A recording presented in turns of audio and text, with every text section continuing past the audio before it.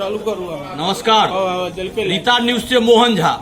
मैं अभी बेनीपट्टी मुख्य बाजार में हूँ और हमारे संयोग है कि हमारे पूर्व सांसद महोदय, पूर्व केंद्रीय मंत्री हुकुमदेव बाबू से मुलाकात हुई है और हम हुकुमदेव बाबू का प्रशंसा क्या करेंगे, इनको तो पूरे देश जानते हैं कि इनकी क्या क्वालिटी है।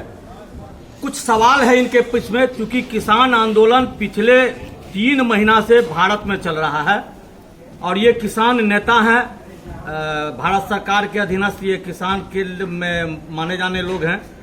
हुकुमदेव बाबू एक बात बताइए, किसान आंदोलन जो चल रहा है वह आंदोलन कितना जायज है उन लोगों का? एक पहले इसको किसान आंदोलन क्यों कहा जा रहा है? तथाकथित किसान आंदोलन है। क्यों ऐसा कि मान ली पूरे बिहार के लोग हैं, पूरे भारत के लोग हैं? समझिए, हिंदुस्तान के अंदर कुल आबादी का 55% के आसपास किसान है जी। 130 करोड़ आबादी है।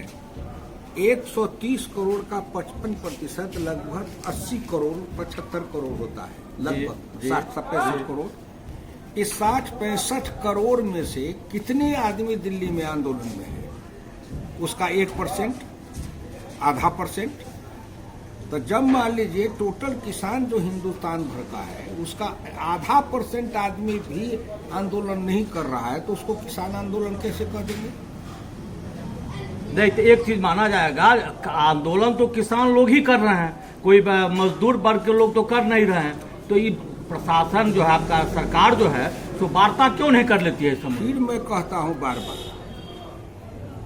ये तथाकथित हिंदुस्तान के अंदर तथाकथित लोग हैं, कुछ वामपंथी हों या राजनीतिक दल वाले हों या किसी दूसरे संगठन से जुड़े हों या हिंदुस्तान के बाहर से कहीं से प्रायोजित लोग हों, ऐसे लोग देश भर के अंदर में मीडिया के मार्फत से एक हवा बना रहे कि किसान आंदोलन है।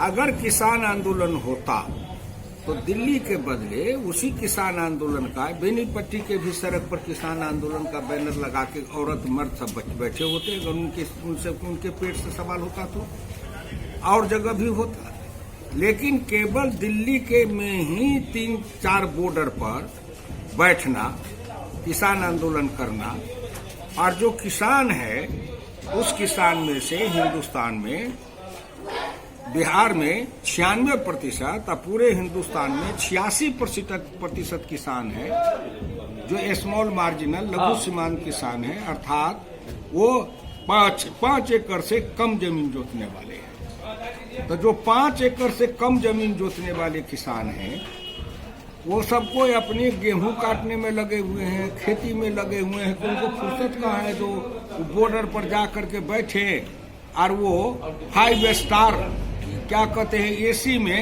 अभी जाड़ा में ब्लोअर लगा हुआ था, हीटर, अभी उसमें एसी लगा करके अपने आंदोलन करे। ये कहाँ से किसान हो? किसान नहीं है। किसान के नाम पर, किसान के भेष में कुछ किसानों को बरगलाकर लोग एक अपना आंदोलन कर रहे हैं। वो किसान आंदोलन नहीं है, वो आंदोलन उनका अहंकार है कि नरेंद्र मोदी जो गद्दी पर बैठा है वो उनको स्वीकार नहीं है। एक चीज हमको बताइए, जो भारत सरकार ने जो बिल पास किया है वह किसानों के लिए उचित है? बिल्कुल उचित है, बिल्कुल। भारत सरकार का ये तीनों विधेयक, आप भी हैं और जितने पत्रकार हैं वो स्वयं उस तीनों विधेयक के बारे में नहीं जानते हैं। वो विधेयक है क्या? विधेयक को पहले समझे लोग, तब ना केवल कहते तीनों विधेयक किसान विरोधी है। कैसे? तीनों विधेयक अलग है। 1 नंबर विधेयक है, पहला विधेयक कि अब तक सरकार राज्य सरकारों द्वारा एपीएमसी एक्ट आज से 20 साल पर 25 साल पहले बनाया गया, जिसमें था कि मंडी, सरकार द्वारा मंडी। अब मधुबनी जिला में जहां जहां सरकार मंडी बना दे, है नहीं कहीं, एक जयनगर में है बना हुआ, और उस मंडी एक्ट में लिखा था कि किसान अपने खेत में जो भी पैदा करेगा उसको मंडी में ही जाके बेचना होगा, और मंडी के बाहर अगर बेचेगा तो दंडनीय अपराध है। तो आप मान लीजिए जयनगर में मंडी है, मधुबनी जिला का जो पंडौल का किसान, मधुबनी जिला का वो मधवापुर का किसान जयनगर में जाएगा अपना 5 कुंटल गेहूं बेचने के लिए, तो उसके लिए वो लाभकारी होगा क्या? नहीं होगा। तो बिहार सरकार ने, नीतीश कुमार ने इसको समझा और उन्होंने मंडी एक्ट को एबॉलिश कर दिया कि नहीं, अब बिहार के किसान अपने खेत में पैदा करें, अब उनको जहां मर्जी हो वहां बेच ले। अब मधुबनी पट्टी से मधुबनी जाते समय सड़क के किनारे जो सब्जी ले लेके बेचते हैं, एपीएमसी एक्ट के तहत वो नहीं बेच सकते हैं। और एपीएमसी एक्ट नहीं है तो भारत सरकार ने कहा कानून में कि जहां सरकार, राज्य सरकार एपीएमसी एक्ट के तहत मंडी का एक्ट लागू है, वहां भी, जहां नहीं है वहां भी किसान को आजादी है कि अपनी खेत के उत्पाद को, फसल को मन चाहे तो मंडी में जाके बेचे, और न मन चाहे तो अपना खेत में अनाज तैयार करे, वहीं से अपना बेचे। अच्छा, एक चीज बताइए, अभी बंगाल में चुनाव चल रहा है, क्या होगा बंगाल में? अब तो चुनाव होगा सो तो जनता जाने, वो जनता क्या करेगी उसका हम कौन है उनके मालिक। तो परिवर्तन का जो लहर कहा जा रहा है भारतीय जनता पार्टी से, क्या परिवर्तन होगा वहां? अगर अमित शाह जी, जेपी नड्डा, नरेंद्र मोदी जी गए हैं कैंपेन में, घूम रहे हैं, जूझ रहे हैं, उनके मीटिंगों में ईंटा रोड़ा पत्थर चल रहा है, भारतीय जनता पार्टी के लोग कई सौ भारतीय जनता पार्टी के लोग जो है सो मारे जा चुके हैं, शहीद हो गए, कितने घायल हो गए, कितने का घर उजाड़ दिया, कितने जेपी नड्डा पर हमला हुआ, कई नेताओं पर हमला हुआ। तो मान लीजिए भारतीय जनता पार्टी अपने आग हथेली पर सुलगाकर सिर का हविष चढ़ाना सूर धर्म है, जग में अनुपम बलि का पाठ पढ़ाना। तो भारतीय जनता पार्टी तो परिवर्तन के लिए, भारतीय जनता पार्टी के कार्यकर्ता अपने प्राण को हथेली पर लेकर लड़ रहा है अन्याय के खिलाफ, तानाशाह के खिलाफ, भ्रष्टाचार के खिलाफ, लोकतंत्र को लाने के लिए, लोगों को न्याय दिलाने के लिए, केंद्र सरकार से जो योजना की राशि जाए वो लोगों को सही तक पहुंच जाए, बीच में कोई बिचौलिया नहीं खाए। अब ये लड़ाई है मोहन जी, संघर्ष है, और आज का नहीं है, ये सनातन संघर्ष है। आज हो रहा है, कल भी होगा, और जब तक ये सृष्टि है तब तक ये संघर्ष होगा। धर्म में अधर्म में, पाप में पुण्य में, सत्य में असत्य में, न्याय में अन्याय में, दिन में रात में, शुक्ल पक्ष में चंद्र पक्ष में, तो सनातन है कि द्वंद्व युद्ध होते आया है और होते रहेगा। भारतीय जनता पार्टी हिम्मत के साथ देश भर में उसको लड़ रही है। नंबर 1। नंबर 2, आजादी के बाद हिंदुस्तान में एक निहित वर्ग तैयार हुआ, लुटेरा वर्ग, जो सरकारी साधन को जनता के नाम पर लाता था और बीच में लूट के खाता था। नरेंद्र मोदी बीच में से जो लूटने वाले बिचौलिया थे उनको हटा करके और कहते हैं सरकार के खजाना से निकले और सीधे जनता के पास में जाए, बीच में कहीं एक बूंद भी टपकने नहीं पाए। तो इतना बिचौलिया है वो सब। अब बिचौलिया एसोसिएशन देश में बना है, बिचौलिया एसोसिएशन, बिचौलिया बचाओ और नरेंद्र मोदी हटाओ। और तीसरा है कि हिंदुस्तान के अंदर में कुछ वंश के लोग हैं, कुछ वंश देश भर में, जो वंश वाले ये मान के बैठे थे कि इस गद्दी पर उनका बपौती अधिकार है, वो रहेंगे, उनके बाद उन्हीं के वंश का कोई रहेगा, चाहे काबिल हो, नाकाबिल हो, बेवकूफ हो, मूर्ख हो, वही रहेगा। और उसी तरह देश के अंदर में कहीं कहीं कुछ जातियों के अंदर में ये जातीय अहंकार है कि ये इस प्रदेश में इसी जात को शासन करने का अधिकार है, दूसरा जात वाला को नहीं मानेंगे। ये लोकतंत्र है ना, लोकतंत्र में तो जनता का वोट है। अब जनता के वोट से बन गया तो उसको कैसे आप नहीं माने? हमारे अपने बिहार में सभी जातियों के ताकत वाले के रहते हुए एक नाई गरीब का बेटा कर्पूरी ठाकुर मुख्यमंत्री बने थे, तो उनको गद्दी से हटाने के लिए कोई आंदोलन किया था लोग? क्या ये नहीं मानेंगे कर्पूरी ठाकुर को हम? ये लोकतंत्र है, उदाहरण है हमारे यहाँ। उसी तरह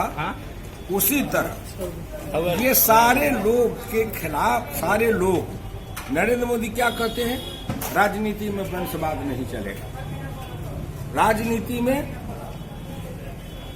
राजनीति में जाति के नाम पर, वंश के नाम पर अब राजनीति करना कठिन हो जाएगा, नंबर 1।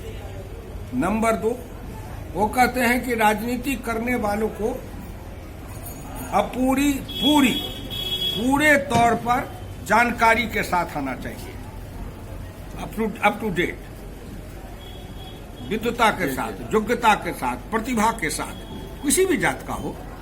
और ऐसे लोगों की बात नहीं है कि कमी है। तीसरी बात वो कहते हैं कि एक सीमा निर्धारित है 75 साल, कोई कानून नहीं है, लेकिन उन्होंने एक अंडरस्टैंडिंग जिसको कहते हैं, एक समझदारी भाजपा में, कि 75 साल के ऊपर के लोगों को नहीं राजनीति में रहना चाहिए। वो रहे, पार्टी के संगठन में रहे, परामर्शी रहे, लेकिन सक्रियता में नहीं रहे, एमपी नहीं रहे, एमएलए नहीं रहे, मंत्री नहीं रहे और दूसरे पद पर रहे। एक चीज हमको आप बताइए, बिहार में नीतीश कुमार का शासन चल रहा है, जो एनडीए को हम लोग कहते हैं कि एनडीए का शासन चल रहा है। अपराध पर विधानसभा में बहुत चर्चा हुआ है। क्या वास्तविकता में बिहार में अपराध बढ़ा है और बढ़ता रहा है? ये तो बिहार के लोग जानते हैं। श्री बाबू के राज के समय से लेकर अब तक हम भी 60 वर्ष तक बिहार की मिट्टी में राजनीति के, ग्राम पंचायत से लेकर के और लाल किला था, सुनते रहे, सुनते आए हैं, देखते आए हैं। और आज से 20 साल 25 साल पहले मैं आंदोलन लेख लिखता था और अखबारों में प्रकाशित है, मेरी किताब प्रकाशित है चिंतन प्रवाह, उसमें वो सारे लेख प्रकाशित है कि जाति का राजनीतिकरण, राजनीति का अपराधीकरण, अपराध का प्रशासनीकरण ये बिहार में किया गया। इसमें रोते क्यों हो? मुझे निर्भीकता के साथ कहने में कोई हर्जा नहीं है। जिस जाति का मुख्यमंत्री बना, उस जाति के बिहार के अंदर उस जाति में कुछ लोग 2%, 4-5% ऐसे लोग बने, सब नहीं समाज, उस जाति में निहित स्वार्थी दलाल टाइप के कुछ लोग बने, जिन लोगों का काम था कि जाति के लोगों को बरगला के जात के नाम पर रखो और अपने सरकारी खजाने को लूट बांट करके खाओ। और उसमें वही अपराधी लोग सब थे। अपराधी लोग चाहे शिक्षा क्षेत्र में हो, इतना पढ़ाना ना लिखाना ना स्कूल जाना ना कॉलेज जाना, और वो किसी अपने उनके जिस जात का मुख्यमंत्री है उस जात के हैं, तो उनको क्या मतलब है? उनको कौन कानून पकड़ सकता है? वो फ्री है, उन पर कोई कानून नहीं था। समाज के अंदर आजाद भारत में जातिवादी राजनीति, संप्रदायवादी राजनीति के कारण और जातिवाद और संप्रदाय के नापाक गठबंधन के कारण हिंदुस्तान के अंदर एक वर्ग विशेष तैयार किया गया, जिसने कहा कि हमारे ऊपर कोई कानून लागू नहीं है, हम कानून से ऊपर हैं, समाज के सब लोग कानून को मानो, हम कानून नहीं मानेंगे। और आज भी ऐसे लोग नहीं हैं जो बिना हेलमेट का मोटरसाइकिल चलाएंगे। बेनीपट्टी में भी स्टंट दिखाते हुए 60 किलोमीटर 70 किलोमीटर पर साइकिल चलाएंगे। उनको मोटरसाइकिल का ड्राइविंग लाइसेंस नहीं है, तभी मोटरसाइकिल चलाएंगे। ये क्या दर्शाता है? क्या दर्शाता है ये? अब ये जो आप कहते हैं अपराधीकरण, अपराध है कि नहीं है? जी अपराध है। तो अपराध में कौन सा गिरदार है?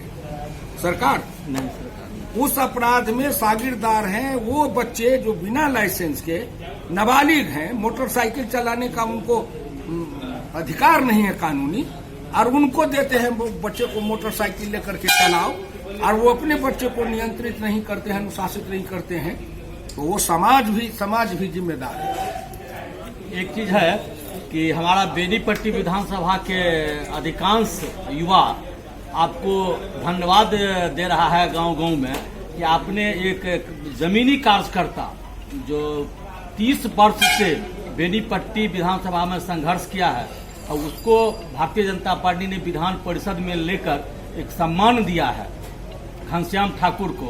उसमें घनश्याम ठाकुर को तो आपने जो दिला दिया। आप पूरे बेनीपट्टी विधानसभा के उन को जो आपका प्रशंसा कर रहा है उनको आप क्या संदेश देना चाहते हैं? क्या संदेश देंगे? मैं कौन होता हूँ दिलाने वाला? कोई मेरी अपनी निजी संपत्ति है, पार्टी ने दिया। और ये भारतीय जनता पार्टी में ही संभव है कि एक गरीबनी माँ, अति पिछड़ा गरीबनी माँ का बेटा, चौका बर्तन करने वाली का बेटा भारत का प्रधानमंत्री बन सकता है। और एक अति साधारण किसान परिवार में जन्म लेने वाला, ब्राह्मण परिवार के में जन्म लेने वाला घनश्याम ठाकुर भी एमएलसी बनकर के सम्मानित हो सकता है। ये भारतीय जनता पार्टी में ही संभव है, दूसरे पार्टी में संभव नहीं है। बात रही मेरी तो मेरे लिए मधुबनी के जितने कौन तुलसी के पत्ता बोर कौन है, तुलसी के पत्ता छोट कौन, जेने पांचों कोनिया तेने रामधन धुनिया हमरा ले, जेने घनश्याम जी तेने गिरधारी जी आ तेने बागेश बाबू सब बराबर क्षेत्र। लेकिन भारतीय जनता पार्टी में वैज्ञानिक तरीका से विश्लेषण किया जाता है कि किसका कितना योगदान है, कितना समय किसका लगा, पसीना कितना लगा, परिश्रम कितना लगा।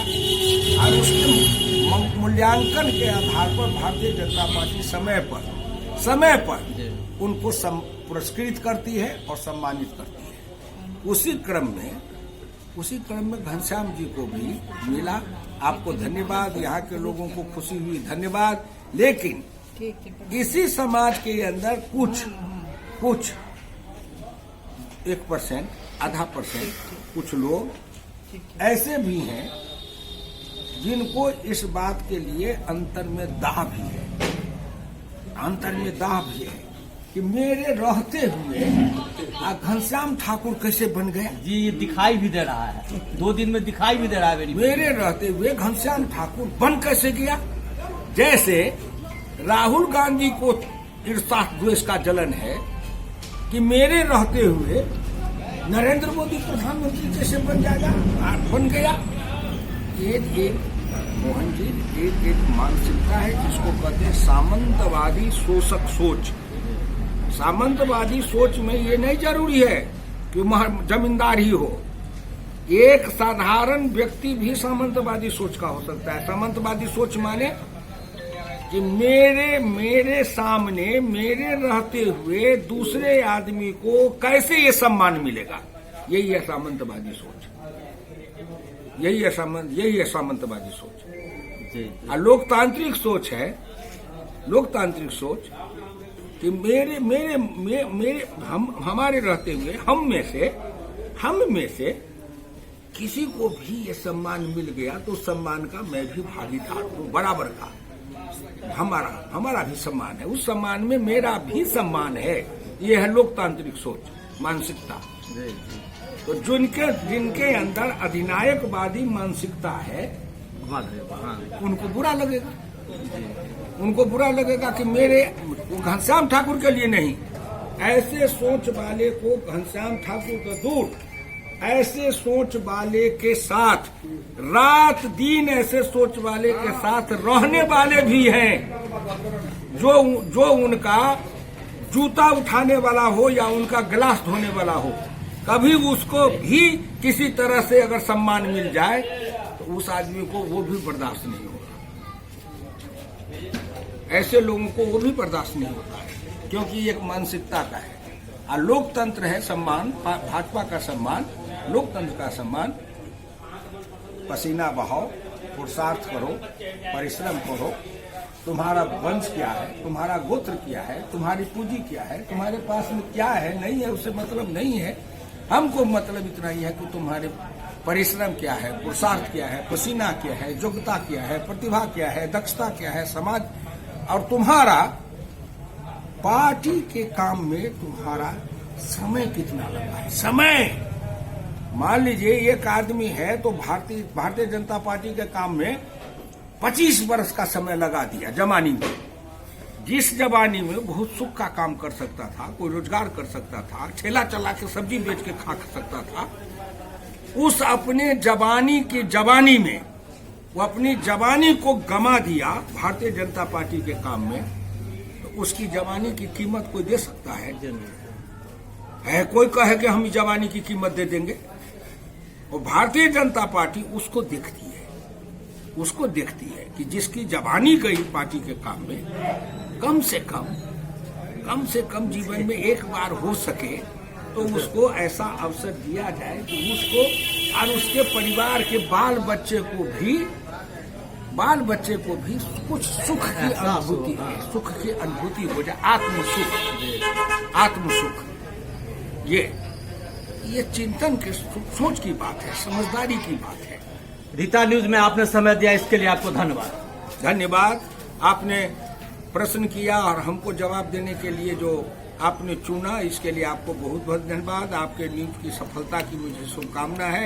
इसी तरह लोगों से कभी कभी गांव के टोला मोहल्ला में जाके गरीब गुरबा जो खेत में काम कर रहा हो, उसके पास में खेत में बैठ करके और उससे भी जैसे मुझे पूछे हैं उसी तरह आप पूछ लिया करिए कि क्या क्या देश में सरकार करे जिससे देश के लोगों का कल्याण हो सकता है। तो बड़ी सेवा कोशिश करेंगे सर।